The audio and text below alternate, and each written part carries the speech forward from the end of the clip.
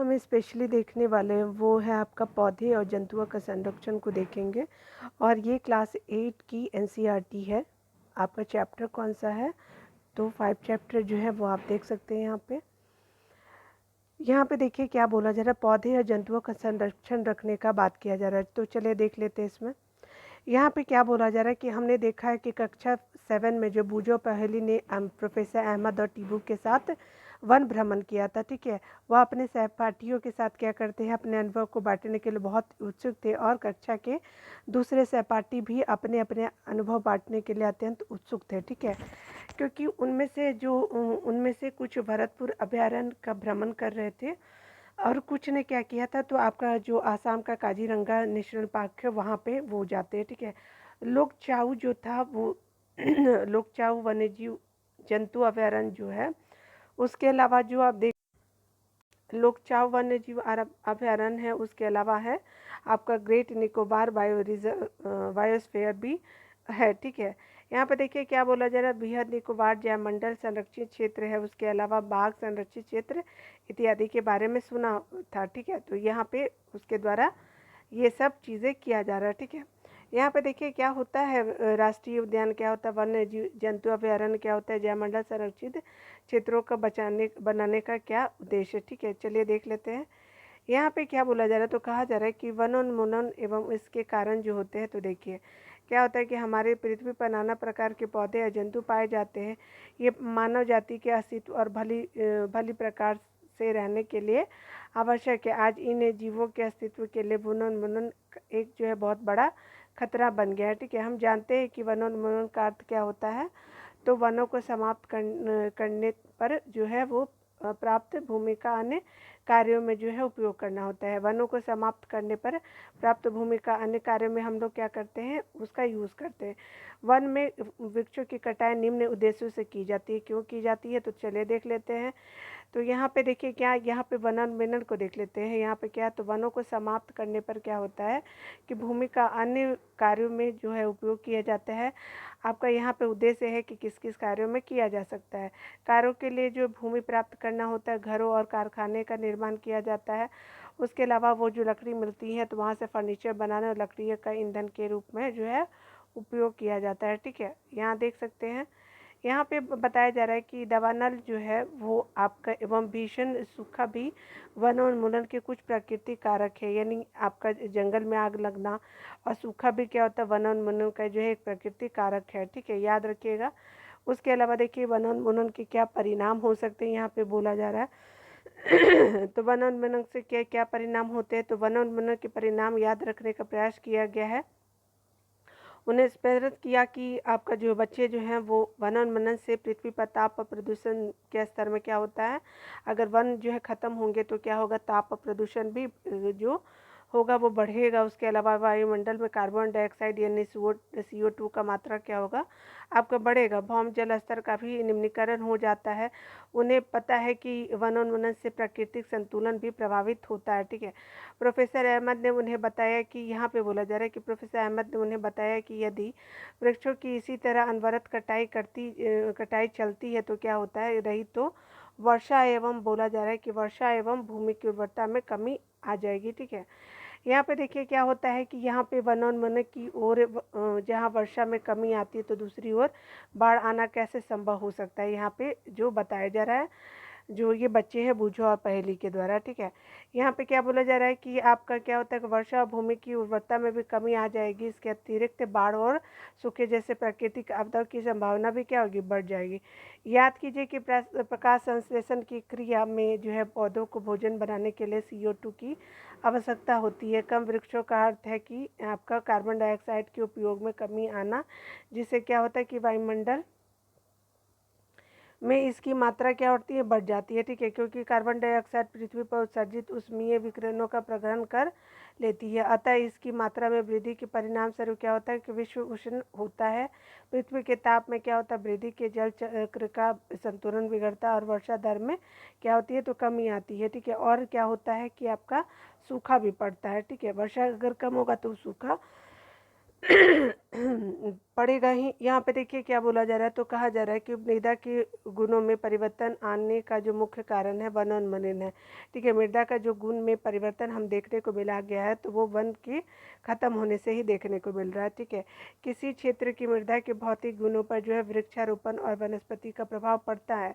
ठीक है, मृदा भूमि पर जो है वृक्षों की कमी होने से क्या होता है कि मृदा पर अपरदन अधिक होता है। ठीक है, मृदा के ऊपरी परतें हटाने से नीचे की कठोर चट्टानें क्या होती है, दिखाई देने लगती है। उससे मृदा में ह्यूमस की कमी होती है तथा उसकी उर्वरता भी अपेक्षाकृत कम होती है। धीरे धीरे क्या होता है कि जो है उर्वर भूमि मरुस्थल में परिवर्तित हो जाती है। इसे मरुस्थलीकरण कहते हैं। ठीक है, यहाँ पे देखिए क्या बोला जा रहा है, तो कहा जा रहा है कि वनोन्मूलन से मृदा की जल धारण क्षमता एवं भूमि की ऊपरी सतह से जल के नीचे की ओर जो अंत श्वसन पर भी विपरीत प्रभाव पड़ता है। ठीक है, और आपका जो है जिसके परिणाम क्या होता है, तो बाढ़ आती है। मृदा के अन्य गुण जो आप देख सकते हैं कि पोषक तत्व हो गए, गठन इत्यादि भी वनोन्मूलन के कारण प्रभावित होता है। ठीक है, क्योंकि वन का हमने क्या किया है, उन्मूलन कर दिया है। ऑलरेडी हमने 7 क्लास में पढ़ा है कि वनों से हमें अनेक उत्पाद मिलते हैं। इन उत्पादों की सूची बनाने की बात की जा रही है कि हम वृक्षों को निरंतर कटाई करते रहे तो क्या इन उत्पादों की कमी का सामना करना पड़ेगा। तो बिल्कुल ये देख सकते हैं, यहाँ पे जो है वो एक्टिविटी आप देख सकते हैं, यहाँ पे क्या दिया हुआ है तो आप खुद भी पढ़ सकते हैं। देखिए अगला क्या बोला जा रहा है, तो कहा जा रहा है कि वन एवं वन प्राणियों का संरक्षण का बात किया जा रहा है। तो वनोन्मूलन के प्रभाव जानने के बाद क्या होता है कि पहले अबूझो चिंतित थे कि वे प्रोफेसर अहमद के पास गए और उन्होंने पूछा कि वन प्राणियों को किस प्रकार बचाया जा सकता है, यानी कैसे वो जंगल अगर ख़त्म हो जाएगा तो कैसे वो कहाँ रहेंगे, किस तरह से उनके लिए व्यवस्था किया जाएगा। क्योंकि बच्चे हैं, उनके दिमाग में तो हमेशा किसी भी चीज़ को जागरूक रहना चाहते हैं। प्रोफेसर अहमद ने पहली बूझे उनके सहपाठियों के लिए जैवमंडल संरक्षित क्षेत्र के भ्रमण का आयोजन किया। इसके लिए उन्होंने पंचमढ़ी जैवमंडलीय संरक्षित नामक क्षेत्र को चुना। वे जानते हैं कि इस क्षेत्र के पौधे एवं जंतु ऊपरी हिमालय की श्रृंखला व निचली पश्चिमी घाट के समान है। ठीक है, प्रोफेसर अहमद का विश्वास है कि इस क्षेत्र की जैव विविधता अनूठी है। उन्होंने वन कर्मचारी श्री माधव जी से जैव मंडलीय संरक्षित क्षेत्र से जो है में बच्चों का मार्ग निर्देशन करने का अनुरोध किया। ठीक है, उन्होंने बताया कि जैविक महत्व के क्षेत्रों का जो संरक्षण हमारी राष्ट्रीय परंपरा का एक पहले से ही भाग रहा है। ठीक है, आज का नहीं, हमेशा से ये रहा है। देख लेते हैं यहाँ पे जैवमंडल का बात किया जाए तो जैवमंडल क्या होता है। जैवमंडल जो है तो पृथ्वी का वह भाग है जिसमें सजीव पाए जाते हैं अथवा जो जीवन यापन के योग्य है। जैव विविधता का अर्थ है कि पृथ्वी पर पाए जाने वाले विभिन्न जीवों का की प्रजातियां, उनके पारस्परिक संबंध और पर्यावरणों से उनका संबंध की बात किया जा रहा है। ठीक है, देखिए यहाँ पे क्या बोला जा रहा है।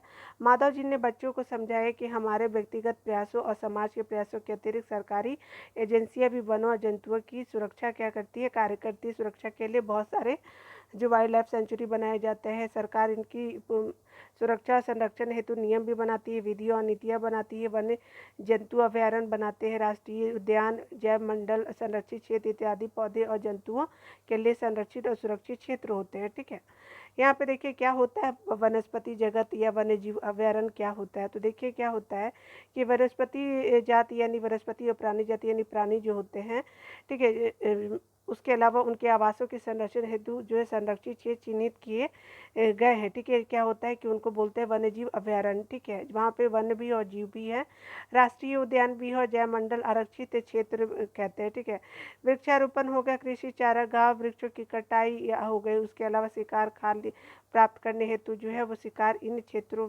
में क्या होता है, निषिद्ध होता है। ठीक है, यहाँ पे क्या बोला जा रहा है, तो कहा जा रहा है कि वन्य जीव अभयारण्य जो है वह क्षेत्र जहाँ जंतु एवं उनके आवास किसी भी प्रकार के विक्षोभ से जो है वो सुरक्षित रहते हैं। ठीक है, वह क्षेत्र जहाँ पे जंतु भी होते हैं उनके आवास किसी भी प्रकार के विक्षोभ से सुरक्षित रहते हैं, वन्य जीव अभयारण्य कहलाते हैं। वो राष्ट्रीय उद्यान क्या होता है, तो वन जंतुओं के लिए आरक्षित क्षेत्र जहाँ जो है वह स्वतंत्र यानी निर्बाध रूप से वो आवास और प्राकृतिक संसाधनों का उपयोग कर सकते हैं, तो उनको राष्ट्रीय उद्यान कहते हैं। ठीक है, यहाँ पे क्या बोला जा रहा है, तो कहा जा रहा है कि जैव मंडल आरक्षित क्षेत्र की बात की जा रही है, वन जीव हो गया, उसके अलावा पौधे और जंतु संसाधनों और इन क्षेत्रों के आदिवासियों की पारंपरिक ढंग से जीवन यापन हेतु विशाल संरक्षित क्षेत्र यहाँ पे आप देख सकते हैं। ठीक है, यहाँ पे बोला जा रहा है कि आप जो है वो अपने जिले, प्रदेश और आपका क्या बताना है कि आपका राष्ट्रीय उद्यान, वन्यजीव अभयारण्य और जैव मंडल आरक्षित क्षेत्रों को संख्या ज्ञात कीजिए और आप जो है वो प्रदेश को भी रेखांकित करने की बात किया जा रहा है। यहाँ पे क्या बताया जा रहा है, तो बोला जा रहा है कि जैव मंडल आरक्षित आपको देखना है। प्रोफेसर अहमद और माधव जी के साथ जो है बच्चों ने क्या किया, जैव मंडल आरक्षित क्षेत्रों में प्रवेश किया। माधव जी ने समझाया, ठीक है, माधव जी ने समझाया कि जो है वो जैव विविधता के संरक्षण के उद्देश्य से जैव मंडल आरक्षित क्षेत्र बनाए गए। ठीक है, जैसा कि आप जानते हैं कि जैव विविधता का अर्थ होता है किसी क्षेत्र विशेष में पाए जाने वाले सभी पौधे, जंतुओं और सूक्ष्म जीवों की विभिन्न प्रजातियां होती। किसी क्षेत्र का जैव मंडल आरक्षित क्षेत्र उस क्षेत्र की जैव विविधता और संस्कृति को बनाए रखने में सहायक होता है। ठीक है, वहाँ पे मतलब जो भी आपका जो प्राकृतिक के संस्कृति भी होती है, उसके अलावा जैव विविधता बनाए रखने में सहायक होते हैं। कौन? जैव मंडल आरक्षित क्षेत्र।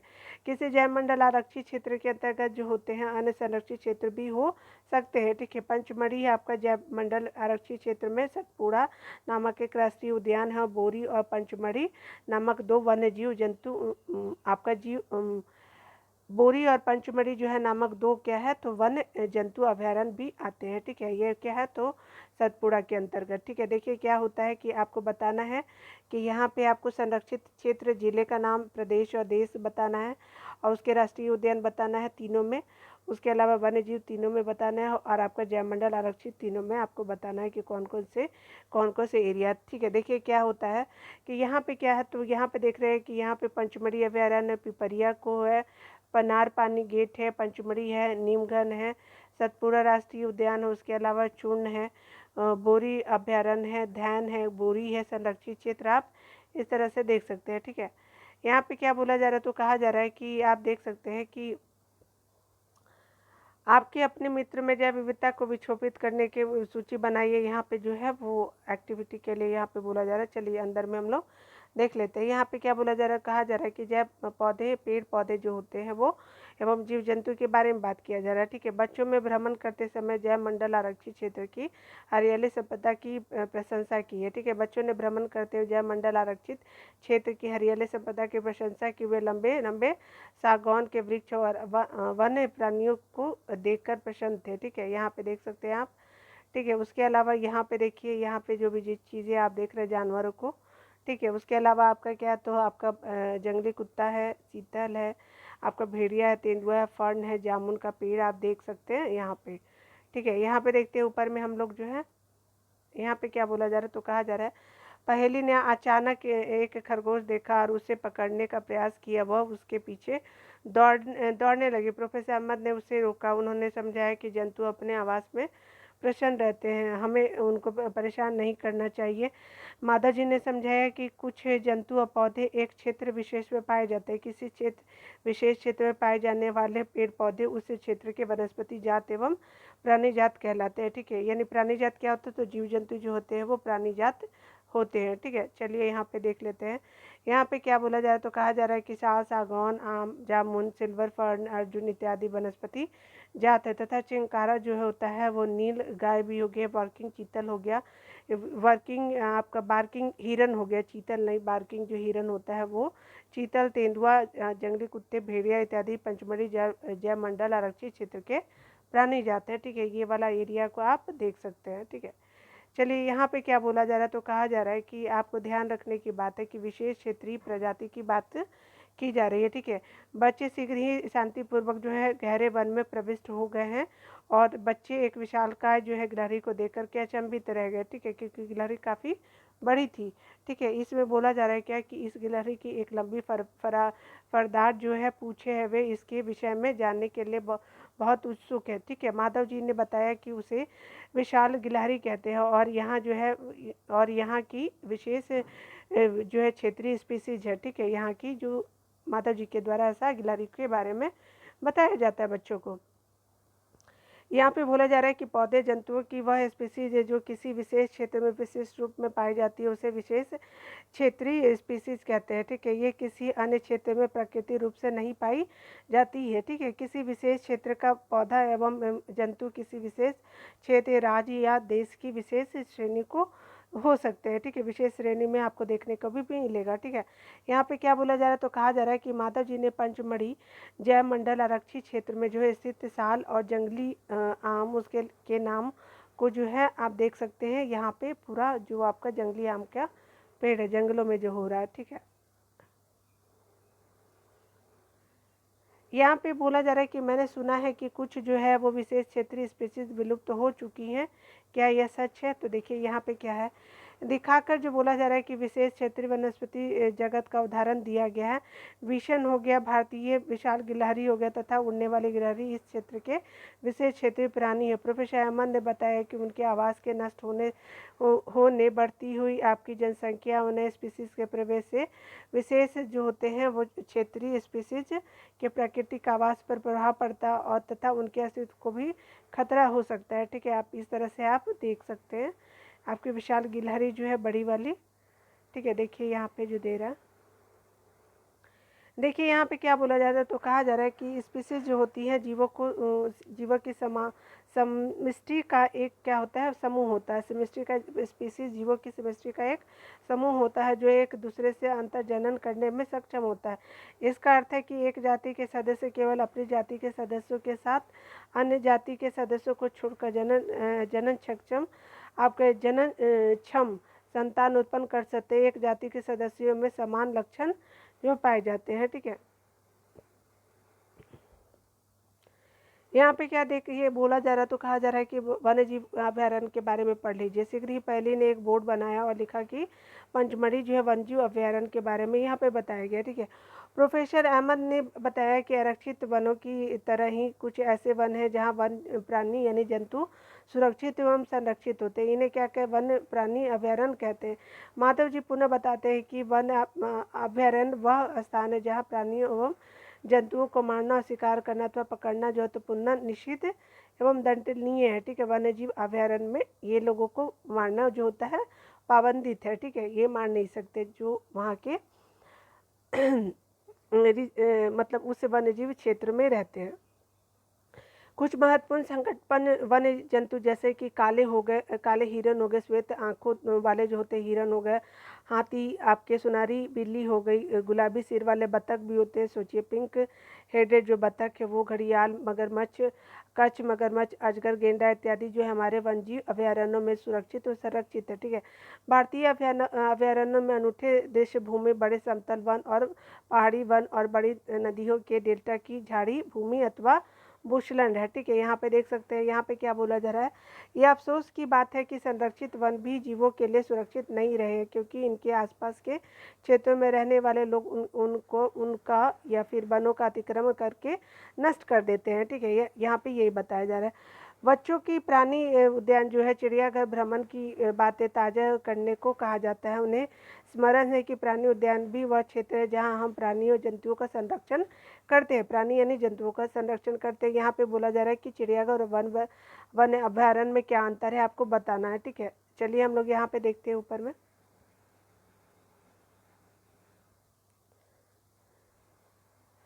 देखिए यहाँ क्या होता है, राष्ट्रीय उद्यान के बारे में देखते हैं। राष्ट्रीय उद्यान क्या होता है, तो देखिए सड़क के किनारे एक और बोर्ड लगा था, ठीक है, जिस पर लिखा था कि सतपुड़ा राष्ट्रीय उद्यान, ठीक है।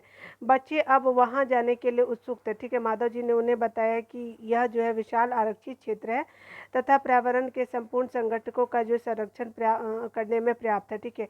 इन्हें राष्ट्रीय उद्यान कहते हैं। ये वनस्पति जात जो है प्राणी जात और दृश्य भूमि तथा ऐतिहासिक वस्तुओं का संरक्षण करते हैं, ठीक है। सतपुड़ा राष्ट्रीय उद्यान भारत के प्रथम जो है आरक्षित वन है। सर्वोत्तम किस्म की टीक यानी सागौन इस वन में मिलती है, ठीक है। यहाँ पे क्या बोला जा रहा है, तो कहा जा रहा है कि सतपुड़ा जो राष्ट्रीय उद्यान की चट्टानों में आवास यानी शरण भी स्थित है।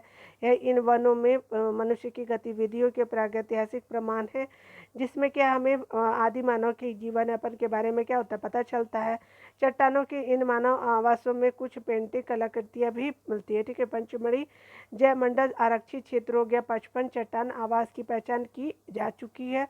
उसके अलावा बोला जा रहा है क्या कि अगर आप देखिए तो जंतु और जीव मनुष्य को इन कलाकृतियों में लड़ते हुए शिकार नीति और वाद्य यंत्रों को बचाते हुए क्या किया गया, दर्शाया गया। आज भी अनेक आदिवासी जंगल में रहते हैं। देखिए यहाँ पे बोला जा रहा है कि जैसे बच्चे आगे बढ़े उन्हें एक बोर्ड दिखाई दिया जिस पर लिखा था सतपुरा बाघ आरक्षित क्षेत्र। माधव जी बताते हैं कि हमारी सरकार ने बाघों के संरक्षण हेतु प्रोजेक्ट टाइगर लाया। ठीक है, कब लाया था? 1973 में लाया गया था इंडियन गवर्नमेंट के द्वारा।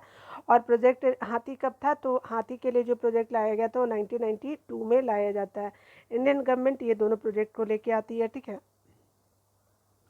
यहाँ पे आप देख सकते हैं कि प्रोजेक्ट टाइगर और बाघ जिसको आप परियोजना बोलते हैं, इस परियोजना का उद्देश्य क्या है? अपने देश में बाघों की उत्तरजीविता और एवं संवर्धन करना इनका उद्देश्य रहा है। ठीक है, देखिए यहाँ पे बाघ आप देख सकते हैं, जंगली भैंसा भी देख सकते हो और बारहसिंगा जैसे आपको पिक्चर में शो हो रहा होगा। ठीक है, अगर कोई बच्चे नहीं देखे होंगे तो यहाँ से देख सकते हैं। ठीक है, देखिए यहाँ पे बताया जा रहा है कि बाघ जो है वो उन स्पीसीज में से एक है जो धीरे धीरे अपने वनों में विलुप्त होते जा रहे हैं। बाघ अब विलुप्ति के कगार पे माना गया है। ठीक है, यहाँ पे देखिए क्या हो रहा है कि परंतु क्या हो रहा है कि सतपुरा जो आरक्षित क्षेत्रों में जो है बाघों की संख्या में वृद्धि हो रही है। ठीक है, अतः यह संरक्षण का अनूठा उदाहरण है। उसके अलावा आप देख सकते हैं किसी समय जो है शेर, हाथी, उसके अलावा बिजली जंगली भैंसे अथवा बारहसिंगा भी सतपुड़ा राष्ट्रीय उद्यान में पाए जाते हैं। ठीक है, इस तरह से अन्य अन्य जानवर भी आपको देखने को मिलेगा। ठीक है, यहाँ पे क्या बोला जा रहा है कि ये जंतु जिनकी संख्या एक निर्धारित स्तर से कम होती जा रही है वे विलुप्त होते जा रहे हैं। अगर मान लीजिए कि किसी को 100 रहना चाहिए, अगर वो कम होते जा रहा है तो दिन पे दिन वो तो ख़त्म हो जाएगा और बाद वाले जनरेशन को तो दिखेगा नहीं। तो उन जंतुओं को क्या कहते हैं? संकटपन्न जंतु कहते हैं। ठीक है, बुझों को डायनासोर के विषय में याद दिलाया गया कि लाखों वर्ष पूर्व जो विलुप्त हो चुके थे, कुछ जीवों के प्रकृति आवास में व्यवधान होने से उनके अस्तित्व को खतरा पैदा हो गया। ठीक है, प्रोफेसर अहमद ने बताया कि पौधे और जंतुओं के संरक्षण के उद्देश्य से सभी राष्ट्रीय उद्यान में जो है वो कड़े नियम लागू किए गए हैं। मानवीय गतिविधियां जैसे कि चराना, उसके अलावा आपका अवैध शिकार, उसके अलावा क्या है कि जानवरों को पकड़ना या फिर मारना और जलाना, पौधे की लकड़ी और औषधि पौधे जो होते हैं वो एकत्र करना अनिवार्य नहीं है। ठीक है, माधव जी जो पहले को बताते हैं कि बड़े जंतुओं की अपेक्षा छोटे जंतुओं के विलुप्त होने की संभावना अधिक होती है। याद रखिएगा, ये छोटे जंतु जो है वो जल्दी आपके खत्म हो सकते हैं। अक्सर हम सांप, मेढक, छिपकली, चमगादड़, उल्लू इत्यादि को निर्दयता से मार डालते हैं और पारितंत्र में उनके महत्व के विषय में सोचते भी नहीं हैं। उनको मारकर हम स्वयं को हानि पहुंचा सकते हैं। यद्यपि वे आकार में छोटे हैं परंतु पारितंत्र में उनके योगदान की अनदेखा नहीं किया जा सकता है। ठीक है, यहाँ पे क्या बताया जा रहा है आपके एनसीईआरटी बुक में कि वे आहार जाल और आहार श्रृंखला के भाग है। ठीक है, अगर कोई भी जंतु खत्म होता है तो आहार श्रृंखला क्या होती है? वहाँ से टूट जाती है। किसी क्षेत्र के सभी पौधे जो होते हैं, प्राणी और सूक्ष्म जीव अजैव घटकों जैसे जलवायु, भूमि यानी मिट्टी, नदी, डेल्टा इत्यादि संयुक्त रूप से किसी पारितंत्र का निर्माण करते हैं। ठीक है, देखिए यहाँ पे रेड डाटा बुक के बारे में देख लेते हैं। यहाँ पे क्या बोला जा रहा है? तो रेड डाटा बुक जो होते हैं, प्रोफेसर अहमद जो है बच्चों को रेड डाटा पुस्तक के बारे में समझाते हैं। वह बताते हैं कि रेड डाटा पुस्तक क्या होता है। चलिए देख लेते हैं। यहाँ पे क्या बोला जा रहा है? तो कहा जा रहा है कि वह पुस्तक जिसमें कि सभी संकटपन्न स्पीसीज का रिकॉर्ड रखा जाता है। ठीक है, पौधे भी उसमें होते हैं, जंतु भी होते हैं, अन्य स्पीसीज के लिए अलग अलग रेट डाटा पुस्तक की होती है। ठीक है, और ये आपको इस साइट पे आप जा करके चाहे तो बच्चे www.gov.in और ईवीस आपका प्रीमेट्स हो गया पेज, आप इतने पे जा करके देख सकते हैं। चलिए प्रवास के बारे में देख लेते हैं। माधव जी के निर्देशन में भ्रमण पार्टी गहरे जंगल में प्रवेश करती है। वह तवा संरक्षित क्षेत्र में कुछ समय आराम करते हैं। जो वहाँ का तवा संरक्षित क्षेत्र में है, क्या होता है कि पहले ने नदी के समीप कुछ पक्षी देखे। माधव जी बताते हैं कि वह प्रवासी पक्षी है। ठीक है, कुछ स्पेशल पक्षी जो होते हैं जो दूसरे देश से इंडिया में आते हैं। इंडिया के पक्षी भी दूसरे देशों में जाते हैं, स्टेट में भी जाते हैं। ये पक्षी क्या होता है कि आप संसार के अन्य भागों में उड़कर वहाँ आए हैं। ठीक है, यहाँ पे अभी आए हैं, यहाँ से भी दूसरे देश जाते हैं या दूसरे राज्य जाते हैं। ठीक है, जलवायु में परिवर्तन के कारण क्या होता है कि प्रवासी पक्षी जो है प्रत्येक वर्ष सुदूर क्षेत्रों में एक निश्चित समय पर उड़कर आते हैं। वह यहाँ अंडे देने के लिए आते हैं क्योंकि उनके मूल आवास में बहुत अधिक शीत के कारण क्या होता है कि वह स्थान उस समय जीवन यापन हेतु अनुकूल नहीं होता। ठीक है, ऐसे जो है पक्षी जो उड़कर सुदूर क्षेत्रों में एक लंबी यात्रा करते हैं, प्रवासी पक्षी कहलाते हैं। ठीक है, इस तरह से आप देख सकते हैं। यहाँ पे जो बोला जा रहा है, तो यहाँ पे जो भी ये पॉइंट आप इसको पढ़ भी सकते हैं, ठीक है। मैं आगे देखती हूँ क्या पॉइंट स्पेशली इसके अंतर्गत कवर किए गए। देखिए, कागज़ का पुनर्चक्रण जो किया जाता है कैसे रिसाइकिल पेपर का होता है, ठीक है। आप देख सकते हैं प्रोफेसर अहमद जो है वो बच्चों का ध्यान वन उन्मूलन के लिए कि एक और कारण को आकर्षित करते हैं। वह उन्हें बताते हैं कि 1 टन कागज़ प्राप्त करने के लिए पूर्ण रूपेण जो है वो आपके विकसित 17 वृक्षों को काटा जाता है, अतः हमें कागज़ की बचत करनी चाहिए, ठीक है। प्रोफेसर जो अहमद भी बताते हैं कि उपयोग के लिए कागज़ का जो है 5 से 7 बार तक पुनः चक्रण किया जा सकता है। यदि कोई छात्र दिन में जो है मात्र 1 कागज़ की बचत करता है तो वह 1 वर्ष में अनेक वृक्ष बचा सकते हैं, ठीक है। हमें कागज़ की बचत करनी चाहिए, उसका जो है पुनः उपयोग एवं पुनः चक्रण करना चाहिए। इसके द्वारा हम न केवल वृक्षों की बचाएंगे बल्कि कागज़ उत्पादन के उपयोग में आने वाले जल एवं आपकी ऊर्जा की बचत भी कर सकते हैं, ठीक है। इसी के साथ साथ क्या होता है, कागज़ उत्पादन के उपयोग में आने वाले हानिकारक रसायनों में भी क्या होती है, कमी आएगी, ठीक है। यहाँ पे बोला जा रहा है, चलिए यहाँ पूर्ण वन रोपण को देख लेते हैं कि किस तरह से वनों को फिर से आप उगा सकते हैं, ठीक है। यहाँ राइटर का बोलना क्या है कि जो बुक लिखने वाले हैं उनके प्रोफेसर अहमद जी बोलते हैं कि वन वन उन्मूलन का उत्तर उन्मूलन है, ठीक है। वन उन्मूलन का उत्तर जो है पुनः वन रोपण है, ठीक है। वन रोपण यानी फिर से आप वन उन्मूलन हो चुका है, खत्म हो चुके पेड़े को आप फिर से लगाइए, यानी थोड़े आप पौधे को फिर से आप लगा सकते हैं। पुनः वन रोपण में काटे गए वृक्षों की कमी पूरी करने के उद्देश्य से नए वृक्षों का रोपण करना है। रोपण वाले वृक्ष जो सामान्यतः उसी स्पीसीज के होते हैं जो उस वन में पाए जाते हैं। हमें जो है कम से कम जो है उतने वृक्ष तो लगाने ही चाहिए, बोला जा रहा है, जितने हम काटते हैं। प्राकृतिक रूप से भी वन को पूर्ण वन रोपण हो सकता है, ठीक है। यानी प्रकृति भी अपने आप को भी आपको रीजेनरेट कर सकती है पौधे को, ठीक है। फिर से वो देखते छोटे छोटे पौधे आ जाते हैं।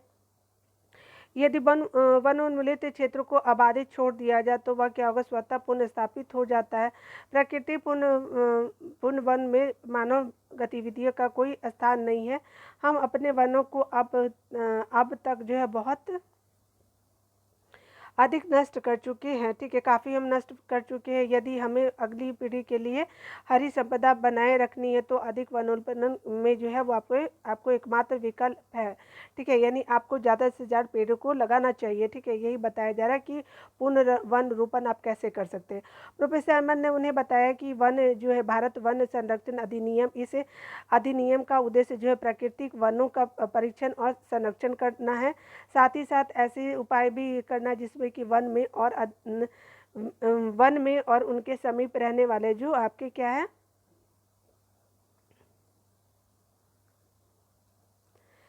वन वाले जो लोगों की आधारभूत आवश्यकता की भी पूर्ति हो सके। यानी जो वन में भी तो लोग रहते हैं तो वो कहाँ से खाना वगैरह लाते हैं, तो वनों के फल फूल से, औषधि से, शहद से वो वनों की लकड़ियाँ का यूज़ करते हैं, वहाँ के जानवर को पालन करते हैं, ठीक है। उससे वो आदिवासी लोग अपना भोजन कर पाते हैं, ठीक है। कुछ समय विश्राम करने के बाद माधव जी ने बच्चों को वापस चलने को कहा, क्योंकि सूर्यास्त के वन में क्या होगा, रुकना ठीक नहीं, क्योंकि हिंसक जानवर भी होते हैं। और वापस आने के समय क्या किया जा रहा है कि प्रोफेसर अहमद जो है, बच्चों ने इस उल्लासपूर्ण अनुभव के लिए माधव जी का आभार व्यक्त किया, क्योंकि माधव जी ने काफ़ी प्रोफेसर जी का मदद भी किया था, ठीक है। इस तरह से हमने सारे पॉइंट को देखा है। और ये आप जैसे कि आप देख सकते हैं किस तरह के वर्ड है जो हमने चैप्टर के इन साइड में पढ़े हैं, ठीक है। तो यहाँ पे हम लोग तो सब कुछ को देख लिए हैं। ऊपर से जो सारांश को अभी हम लोग देख लेते हैं, ठीक है। यहाँ पे जो भी प्रश्न है तो ये एक्टिविटी है, आप खुद भी देख लेते हैं, ठीक है। चलिए यहाँ पे हम लोग देख लेते हैं यहाँ पे क्या बोला जा रहा है। तो कहा जा रहा है, यहाँ पे बोला जा रहा है कि क्या आप जानते हैं कि बात की जा रही है, जो एक्स्ट्रा फैक्ट है उसको जानते हैं, ठीक है। विश्व में क्या होता है कि जंगली बाघों की आधी से अधिक संख्या भारत में पाई जाती है। कौन? तो जंगली बाघों की। इसी में 65% एशियन हाथी है, 85% जो है आपका एक सींग वाले गेंडे हैं, और 100% एशिया शेर भारत में ही पाए जाते हैं। ऐसा फैक्ट बताया जा रहा है जो आपको जानना चाहिए। उसके अलावा आपका क्या बोला कि विश्व के 12 बड़े जैव विविधता वाले क्षेत्रों में भारत का 6ठा स्थान है। विश्व के 34 जैव विविधता तप स्थलों में जो है 2 भारत में स्थित है, ठीक है। यह क्या है, पूर्वी हिमालय और पश्चिमी घाट है। यह क्षेत्र क्या होता है, जैव विविधता के बहुत धनी है, ठीक है। आज वन्य प्राणियों को सबसे अधिक खतरा अतिक्रमण से उनके आवास नष्ट होने का कारण है, ठीक है। यानी अगर आवास नष्ट हो जाएंगे तो वन्य जीव रहेंगे कहाँ। देखिए यहाँ पे बोला जा रहा है कि भारत में जो विश्व की संकटपन स्पीसीज की संख्या कितनी 172 है। जो आपकी क्या बोला जा रहा है कि विश्व की संकटपन स्पीसीज का 2.9% जो है वर्ल्ड में जितना है वो 2.9% खत्म हो चुका है। अगर आप देखेंगे तो पूर्वी हिमालय के जो आपका तप स्थल में पशु और पौधे की स्पीसीज को शामिल करते हुए लगभग 163 वैश्विक संकटपन जो है वो स्पीसीज है, ठीक है। उसके अलावा देखिए भारत में जो है एशिया की कुछ दुर्लभ प्रजाति जैसे बंगाल लोमड़ी हो गए, आपका संगमरी बिल्ली हो गए, एशियाटिक शेर हो गए, आपके हाथी हो गए, एशियाई जंगली गधा हो गया, आपका भारतीय गेंडा हो गया, और आपका गौर हो गया, और जंगली एशियाटिक जल आपका भैंस इत्यादि पाई जाती है। यानी आपका जल में जो भैंस रहते हैं वो भी आप देख सकते हैं, ठीक है। ये साइट पे आप जा कर के चाहे तो आप जितने भी वन्य जीव जो हैं वो आप उनके बारे में आप जान सकते हैं। चलिए यहाँ पे एक चीज़ आपको जानना का बात किया जा रहा है, तो कहा जा रहा है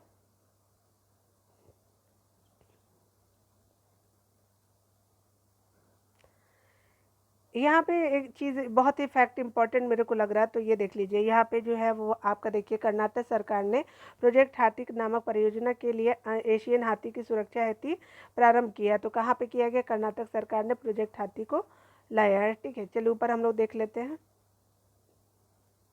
सारांश इम्पॉर्टेंट होता है, वन लाइनर फैक्ट की तरह ये आपके एग्जाम में भी काम करेगा।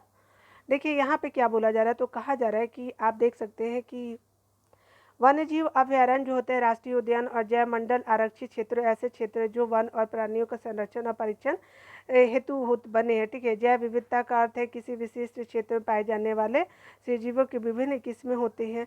किसी क्षेत्र के सभी पौधे और जंतु इस क्षेत्र के वनस्पति जात और प्राणी जात में पाए जाते हैं, जाने जाते हैं, ठीक है। अगर कोई स्पेशल उस एरिया में रह रहा तो वनस्पति जात और प्राणी जात से जाने जाते हैं।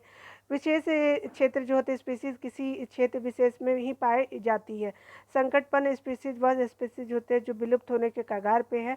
और आपका क्या बोला जा रहा है कि रेड डाटा पुस्तक में जो है संकटपन जो होते हैं स्पीसीज का रिकॉर्ड रखा जाता है। प्रवास वह परिघटना जिसमें किसी स्पीसीज का अपने आवास से किसी अन्य आवास में हर वर्ष की विशेष अवधि में विशेष का प्रजनन हेतु चलन होता है, ठीक है। प्रवास वह परिघटना है जिससे क्या होता है किसी स्पीसीज का अपने आवास से किसी अन्य आवास में हर वर्ष जो है विशेष अवधि में वो क्या करते चले जाते हैं, ठीक है। यहाँ पे क्या बोला जा रहा है, तो हमें वृक्ष ऊर्जा और पानी की बचत के लिए कागज की बचत उसका पुनः उपयोग और पुनः चक्रण करना चाहिए। पुनर्वरण जो होते हैं वो नष्ट किए गए वनों को आप पुनः स्थापित करने के लिए रोपण करना होता है। यानी पुनर्वन, अगर वन को उपजाना है तो आपको फिर से वनों को फिर से आपको उगाना होगा, ठीक है। तो इस तरह से हमने सारे आपके चैप्टर के सारे पॉइंट को देखा, हमने अच्छे से डिटेल में भी पढ़ा।